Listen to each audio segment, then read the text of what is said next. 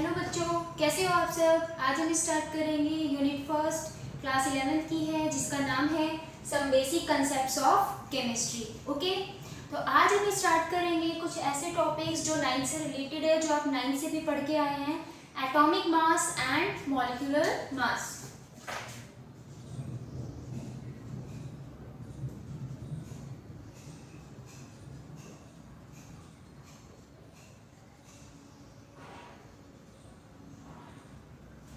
Firstly हम discuss करेंगे कि एटॉमिक मास क्या है। बेटा नेम से डिफाइन है, मास है किसका, एटम का। तो हम एटॉमिक मास को कैसे डिफाइन करते हैं, डेफिनेशन कैसे देते हैं उसकी।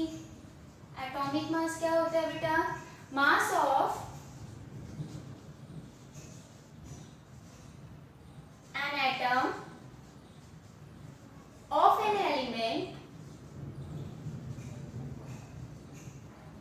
is called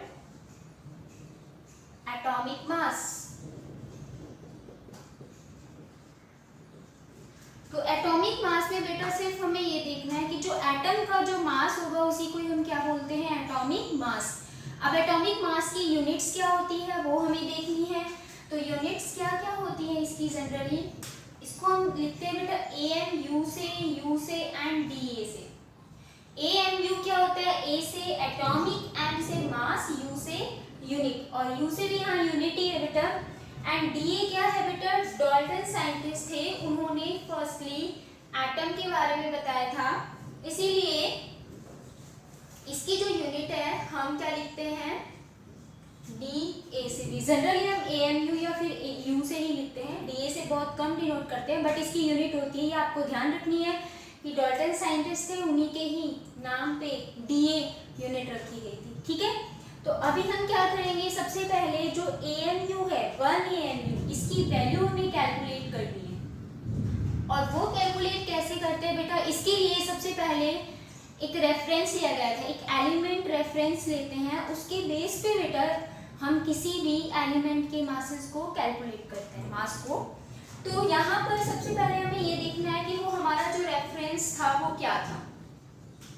रेफरेंस क्या लिया गया था बेटा, C12 एटम को। क्यों लिया गया था, इसका रीजन क्या था।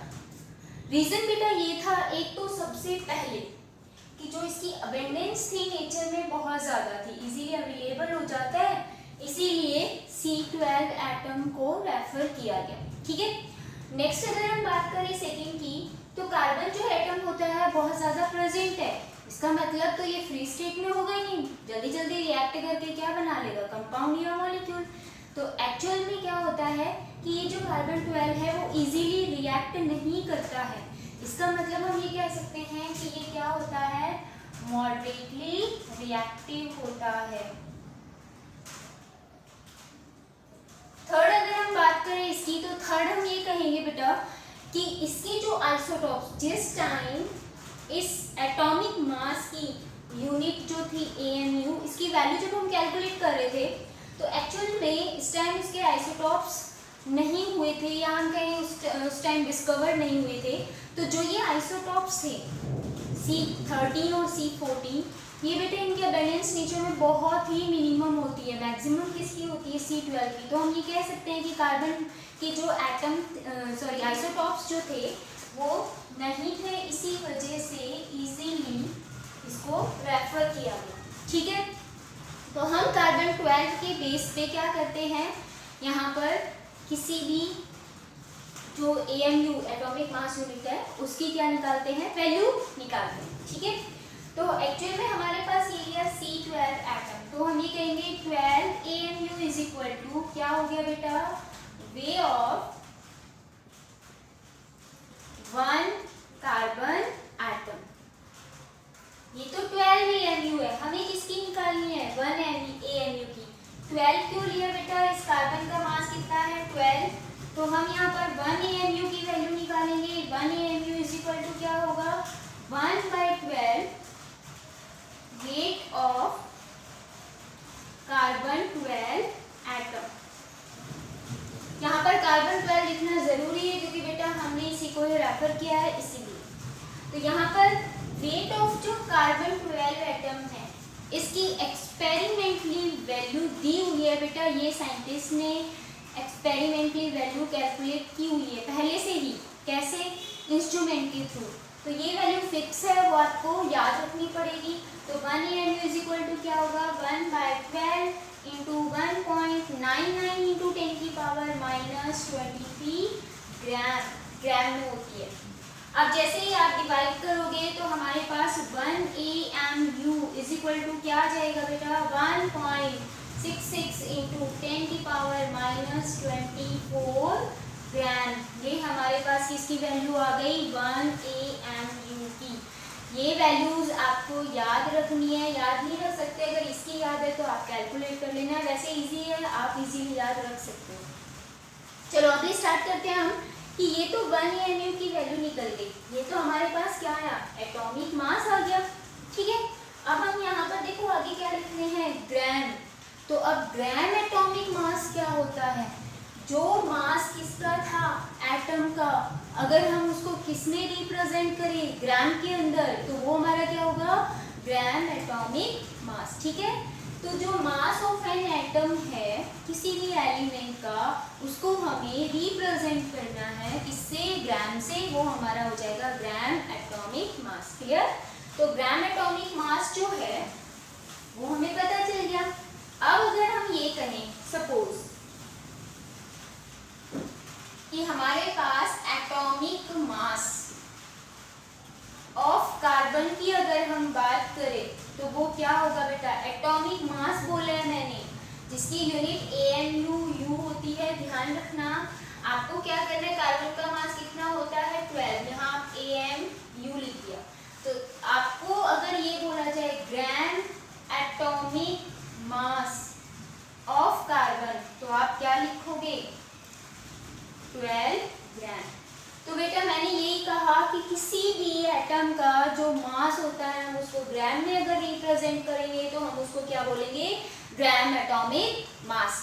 ठीक है, अब हम नेक्स्ट स्टार्ट करते हैं। ये तो हमारे पास आ गया कि एटम का मास क्या है और ग्राम एटॉमिक मास क्या है। अब हमें पता है कि जो एटम्स होते हैं वो आपस में कंबाइंड होकर क्या बनाते हैं, मॉलिक्यूल बनाते हैं। तो अब हमें पढ़ना है मॉलिक्यूलर मास। ठीक है, फिर हम उसको उससे आगे पढ़ेंगे कि ग्राम मॉलिक्यूलर मास क्या होता है। तो अभी हमें स्टार्ट करना है मॉलिक्यूलर मास।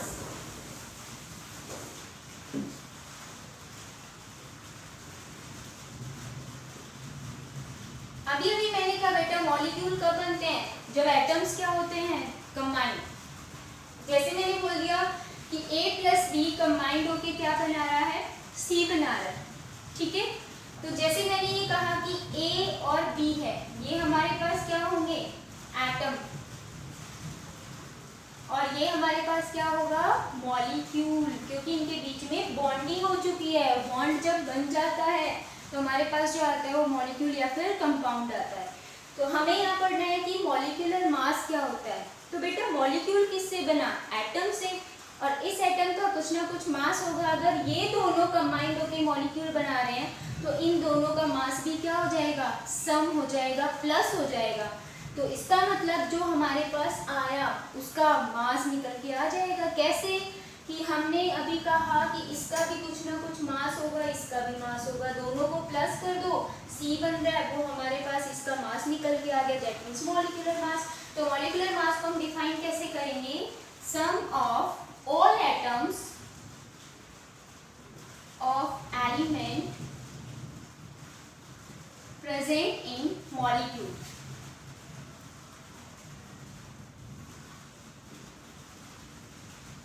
मॉलिक्यूल के अंदर जितने भी एटम्स प्रेजेंट हैं, ठीक है, सम ऑफ मास, बेटा मास भी इसमें लिखना है आपको, sum of mass of all element atoms.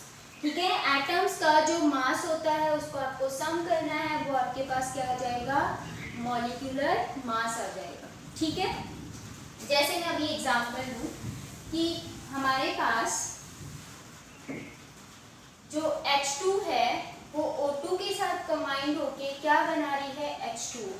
तो H2 में बेटा देखो कितने एटम हैं, एक तो हाइड्रोजन एटम है और एक ऑक्सीजन एटम है। तो आपसे ये पूछते हैं कि जो मास है H2O का वो कितना होगा। और हमें पता है H2O क्या है, मॉलिक्यूल, तो हम यहाँ लिख सकते हैं मॉलिक्यूलर मास। ठीक है, मॉलिक्यूलर मास ऑफ H2O कितना है निकालना है, बहुत सिंपल है बेटा। आप क्या करोगे, mass of hydrogen atom plus mass of oxygen atom. आपने क्या किया, दोनों एटम के मास को प्लस किया, बट बेटा यहाँ पर हाइड्रोजन कितने हैं, 2, तो यहाँ पर आपको क्या करना पड़ेगा, 2 से मल्टीप्लाई करना पड़ेगा, क्योंकि यहाँ हम मास जो लिखेंगे वो ओनली 1 एटम का, यहाँ पर एटम 2 है तो 2 से मल्टीप्लाई कर देना। तो यहाँ पर क्या आ जाएगा, 2 इंटू एक हाइड्रोजन का मास कितना होता है 1, प्लस ऑक्सीजन का कितना होता है 16, प्लस करोगे तो क्या आएगा 18। ये आपके पास जो मास आया वो क्या आया है, molecular mass of H2O water. ठीक है, अब बेटा इसमें हमने क्या करना है, जैसे एटॉमिक मास को हमने किससे रिप्रेजेंट किया, ग्राम, सेम एज इट इज जो मॉलिक्यूलर मास आया ये आया अभी, अगर हम इसको किससे रिप्रेजेंट करें ग्राम के अंदर, तो हमारे पास वो क्या आ जाएगा, ग्राम मॉलिक्यूलर मास। जैसे ये तो है मॉलिक्यूलर मास किसका, वाटर का, आपसे कहे ग्राम मॉलिक्यूलर मास, तो gram molecular mass of H2O क्या होगा बेटा 18 ग्राम। बस बहुत सिंपल है, जो आपके पास एटम का मास था उसको जब हमने ग्राम में रिप्रेजेंट करना था वो होता है ग्राम एटॉमिक मास, और अगर मॉलिक्यूल के मास को हम क्या कर रहे हैं ग्राम में रिप्रेजेंट कर रहे हैं तो वो क्या होगा आपका ग्राम मॉलिक्यूलर मास। क्लियर, तो ये आपका हो गया atomic mass and molecular mass, और उसी के साथ हो गया बेटा ग्राम एटॉमिक मास और ग्राम मॉलिक्यूलर मास।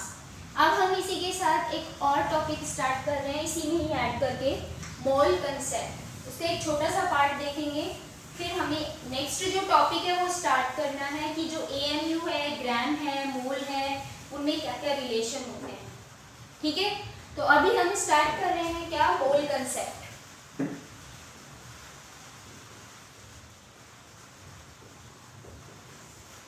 बेटा एक साइंटिस्ट थे एवोगैड्रो, जिन्होंने क्या किया था, मोल कंसेप्ट्स को एक्सप्लेन किया था, मतलब कि मोल क्या होते हैं ये एक्सप्लेन किया था। तो एक्चुअल में एवोगैड्रो ने क्या किया था, एक नंबर दिया था जिसको हम बोलते हैं एवोगैड्रो नंबर, और ये जो एवोगैड्रो नंबर है बेटा इसकी वैल्यू फिक्स है 6.022 इंटू 10 की पावर 23। ठीक है, अब उन्होंने क्या कहा कि जो 1 मोल होता है वो किसके इक्वल होता है, एवोगैड्रो नंबर के, और इस एवोगैड्रो नंबर को बेटा Na से भी रिप्रेजेंट कर सकते हैं, तो हम ये कहेंगे 1 mole is equal to Na, that means Avogadro number, या 1 मोल इज इक्वल टू क्या आ जाएगा 6.022 इंटू 10 की पावर 23, ये आ गई।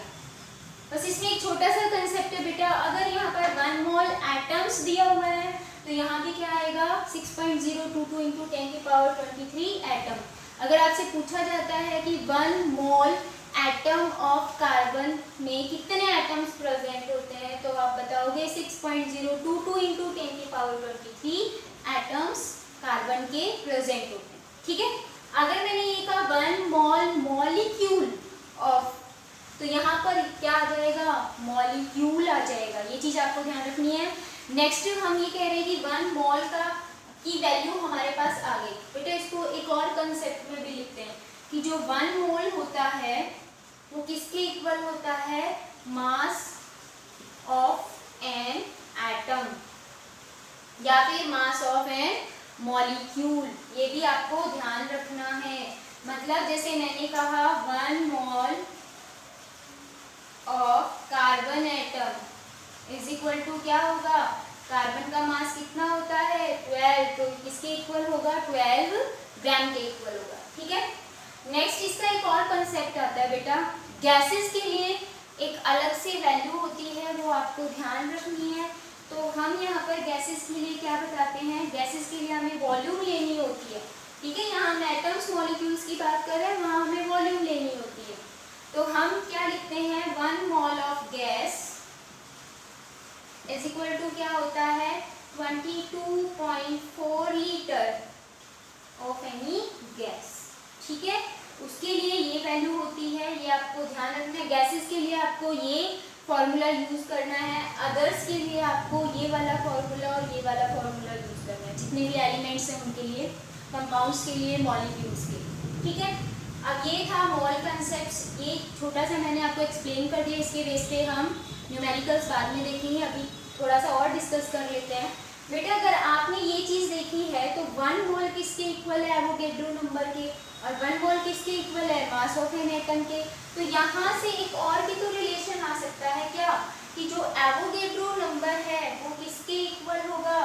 मैं यहाँ पर मास ऑफ एन एटम की जगह एटॉमिक मास लिख सकते हैं, तो एटॉमिक मास के या फिर मॉलिक्यूलर मास के। तो यहाँ पर हमारे पास एक और फॉर्मूला निकल के आ जाता है, ठीक है।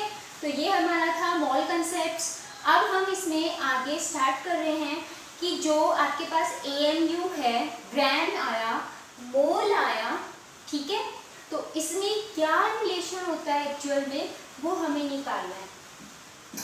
तो अब हम न्यू टॉपिक स्टार्ट कर रहे हैं, relationship between AMU, gram and mole.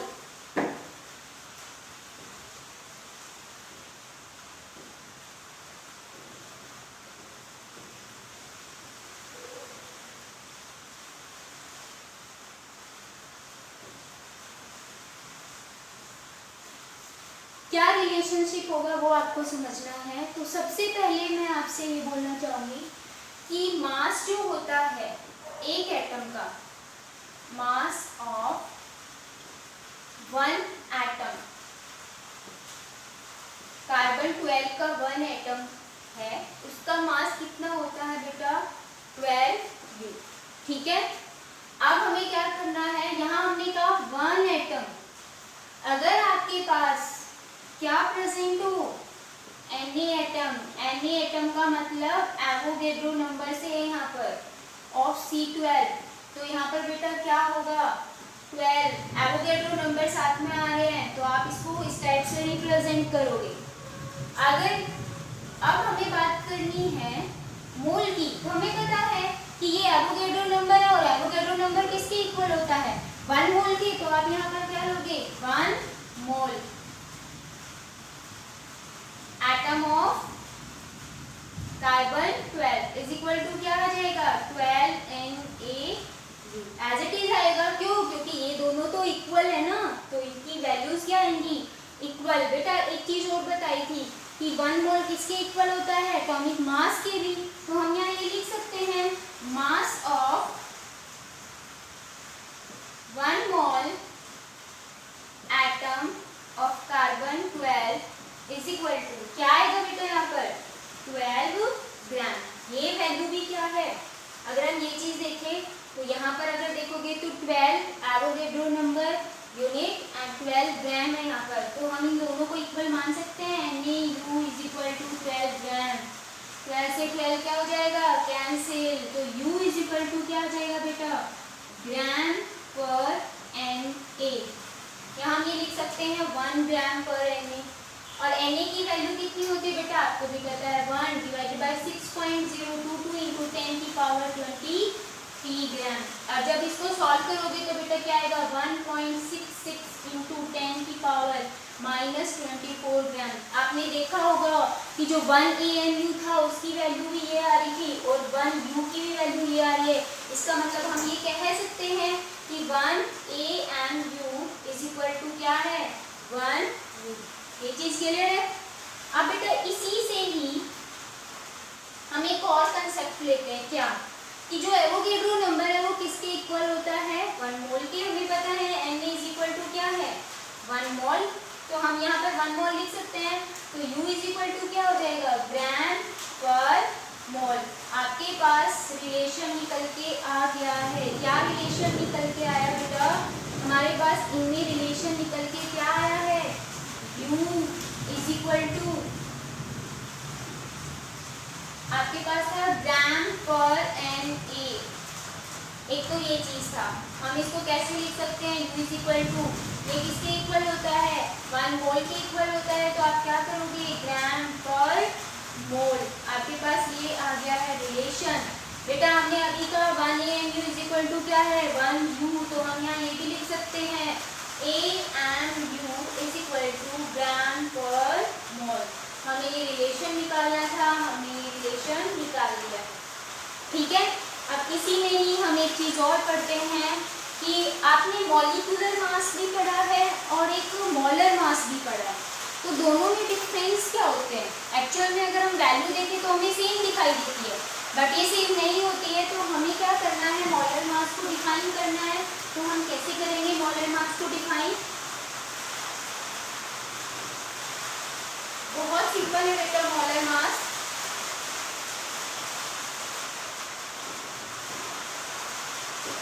Molar mass जो होता है बेटा, आपके पास कोई भी मोल है, 1 मोल है, उसके अंदर हमें पता है कि ग्राम के अंदर भी उसको रिप्रेजेंट करते हैं, क्योंकि 1 mole is equal to atomic mass होता है, दैट मीन्स वो ग्राम के अंदर होता है।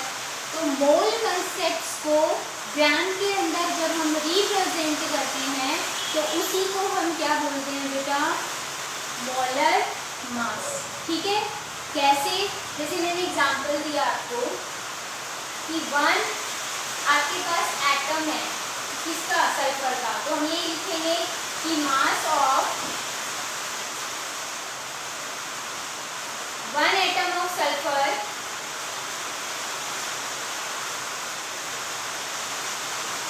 क्या होता है 32 U। मैंने आपको क्या कहा कि बेटा किसी भी एटम का जो मास है वो हम किससे ले रहे हैं, मोल से लेके चल रहे हैं और उसको फिर ग्राम में रिप्रेजेंट कर रहे हैं, तो वो क्या होगा, मोलर मास। तो इसको तो आप मोलर मास बोल नहीं सकते हो, तो हम ये कहेंगे कि मास ऑफ 1 मोल ऑफ सल्फर। अब यहाँ 1 मोल आ गया, दैट मीन्स 32 U into 1 मोल। अब बेटा यहाँ पर U इज इक्वल टू क्या था, हमने अभी अभी निकाला, क्या था, ग्राम पर मोल। ये हमने निकाला था, हम यहाँ पे लिख सकते हैं 32 ग्राम पर मोल, और इनटू में क्या है, मोल। मोल से मोल कैंसिल, तो क्या आया 32 ग्राम। हमने 1 मोल ऑफ एटम को किसमें रिप्रेजेंट किया, ग्राम में, उसी को हम क्या बोल रहे हैं, मोलर मास। क्लियर है? तो आज हमारे ये टॉपिक्स हो गए हैं atomic mass, molecular mass, gram atomic mass, gram molecular mass, और मोल कंसेप्ट भी हमारा हो गया एंड मोलर मास भी हो गया। इसके बेसिस पे हम न्यूमेरिकल्स करेंगे कि कौन कौन से न्यूमेरिकल है और हम इनको कैसे सॉल्व करते हैं। अगर आपसे हो पाते तो आप करेंगे, मैं अभी आपको क्वेश्चन दे देती हूँ, नेक्स्ट में हम उनको सॉल्व कर देंगे अगर किसी को प्रॉब्लम है। तो बेटा जो क्वेश्चन है वो नोट डाउन करोगे आप सभी। क्वेश्चन आपके पास है, calculate number of atom in the following. कौन कौन से नंबर ऑफ एटम्स हैं वो आपको मतलब निकालने हैं नंबर ऑफ एटम्स। फर्स्ट मैंने दिया बेटा 52 मोल ऑफ हीलियम, सेकेंड मैंने दिया है 52 U of helium, and third मैंने दिया है 52 ग्राम ऑफ हीलियम। ये आपको सॉल्व करना है, अगर सॉल्व हो जाता है तो बेस्ट है। मैंने आपको बहुत सारी चीज़ें बताई है, उसी के बेस पे करना है। मैं आपको थोड़ा सा हिंट दे देती हूँ बेटा, आपने ये पढ़ा होगा कि जो नंबर ऑफ मोल्स है वो हमें कैलकुलेट करने के लिए उसको मैन से रिप्रेजेंट करते हैं। उसके लिए फॉर्मूला क्या होता है, वेट बाय मॉलिक्यूलर मास। एक तो ये फॉर्मूला होता है। एक बेटा एवोगैड्रो नंबर से रिलेटेड अगर हम देखते हैं मॉलिक्यूलर नंबर ऑफ मोल्स में, तो एक और फॉर्मूला होता है, number of moles is equal to quantity. Quantity मतलब नंबर ऑफ एटम या number of molecule, quantity divided by Avogadro number. ये दो आपको फॉर्मूले ध्यान रखने हैं और इनके बेसिस पे ये न्यूमेरिकल सॉल्व करने हैं। आप आंसर बताओगे, कल मुझे सॉल्व करोगे, करवाओगे, एंड कल हम बेटा इसके बारे में और डिस्कस करेंगे सी यू, कल मिलते हैं, टेक केयर।